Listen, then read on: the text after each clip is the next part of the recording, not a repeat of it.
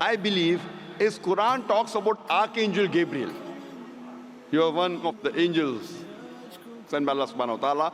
And one of his roles was to get the revelation to Muhammad sallallahu alaihi wasallam.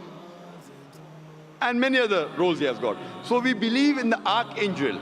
So like that, if you say that there is a spirit, we have no problem. But he's not part of the triune God. And both are separate.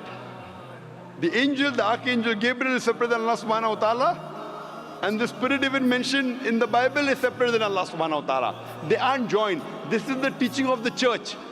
Because the word Trinity doesn't exist anywhere in the Bible. But if you read the Quran, the Trinity is mentioned twice in the Quran. In Surah Nisa, chapter number 4, verse number 171, where it says, وَلَا تَقُولُوا ثَلَاثَةً. Don't say Trinity. إِنْتَوْ خَيْرٌ لَكُمْ. This says, stop, it's better for you.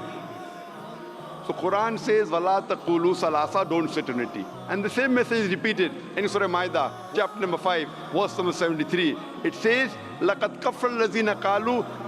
They are doing kufr, those who say that God is three in one.